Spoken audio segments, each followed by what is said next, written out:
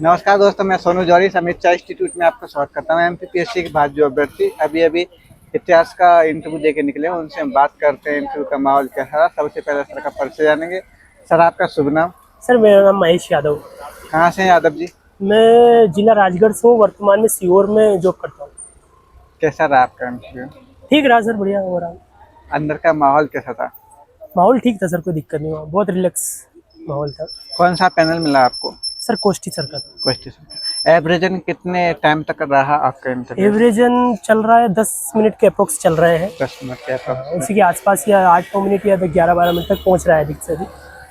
Question sir के अलावा कितने एक्सपर्ट्स और हैं अंदर? 2 मेंबर होते हैं, 2 और। ओवरऑल 3 का बोर्ड। जैसे आप इंटरव्यू हुए तो आपको पहला क्वेश्चन क्या मिला? पहले तो उन्होंने यही परिचय पूछा, रोल नंबर पूछे थे मेरे, और रोल नंबर के बाद में आत्मनिर्भरता जो अभियान आया था उससे रिलेटेड क्वेश्चन किए उन्होंने। और यही उन्होंने भी ये पूछा कब क्या किया, कहाँ से किया है। तो मैंने नरसिंहगढ़ से स्कूलिंग हुई तो वहाँ का बताया।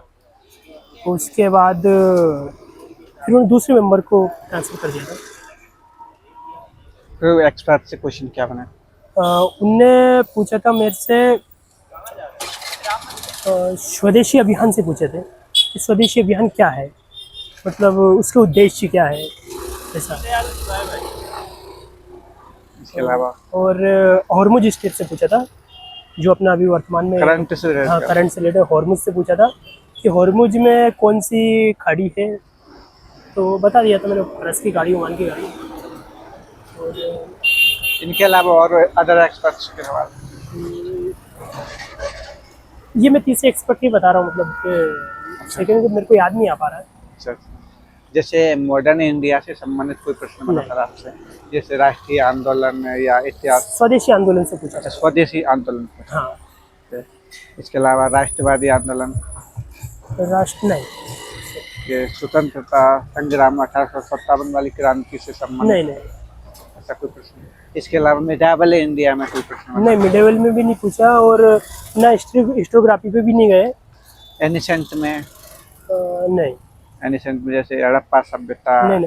हाँ, एक लोकल से पूछा था मैंने, हाँ, मतलब नरसिंहगढ़ के पास कोई शैल चित्र है कोटरा नाम की जगह पे, उससे पूछा था कि वो कैसे है, क्या है वहाँ। किस काल का है, ऐसा कुछ? हाँ।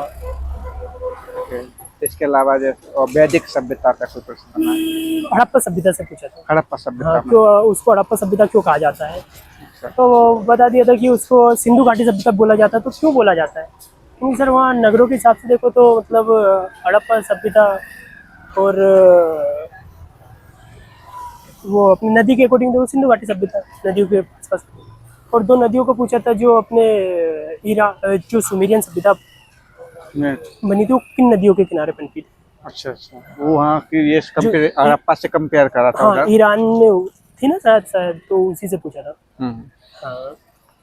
और इनके अलावा दक्षिण भारत के और मेरे को पूछा था पुनर्जागरण जो 6ठी शताब्दी में हुआ था, उसके 4 शक्तिशाली वो पूछे थे, जैसे मगध हुआ ये वगैरह। अच्छा, वो स्थल पूछे थे? हाँ, स्थल पूछे थे कि। इसके अलावा साउथ से संबंधित कोई प्रश्न, जैसे इन हिस्ट्री में नहीं संगम काल वगैरह? नहीं